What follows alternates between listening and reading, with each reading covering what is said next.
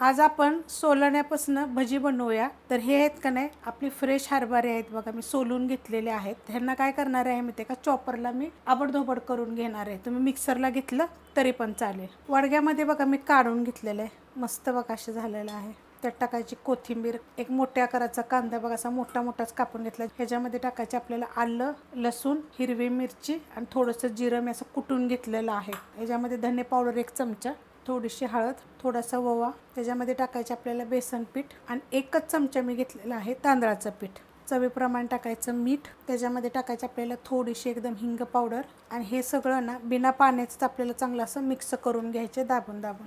मस्त असं बघा मिक्स करून घेतलेलं आहे. पाण्याचा वापर मी थोडासुद्धा केला नाही. त्याच्यामध्ये 1च चमचा एकदम उकळलेलं तेल टाकायचं बघा, किती कडक गरम आहे.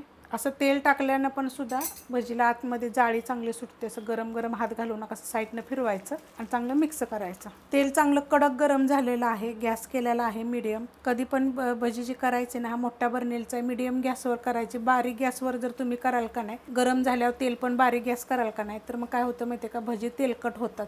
सोडून घेतलेले आहेत बघा. तुम्ही ह्याला काय म्हणता सांगा, ओला हरभरा, सोलाने. आपण आता ह्याला काय करायचं, गोल्डन कलरवर फ्राय करायचं. हलवून घेऊया. आता ही जी पहिली टाकलेली आहेत बघा, त्याचा कलर छान आलेला आहे. नंतर टाकलेली की नाही अजून भाजली गेलेली नाही आहेत. मस्त असा कलर आलेला आहे बघा. अशा पद्धतीत फ्राय करायचे, बिलकुल तेलकट होत नाही आहेत. आता आपण काढून घेऊया. एकदम कोरडे कोरडे आणि संध्याकाळपर्यंत असेचे असे राहतील. आता हे बाकीचे पण मी सगळे काढून घेते. काढून घेतलेले आहेत बघा सगळे. तुम्हाला एक तोडून दाखवते गरम गरमच. हे बघा, वरून एकदम क्रिस्पी, आतून एकदम जाळीदार.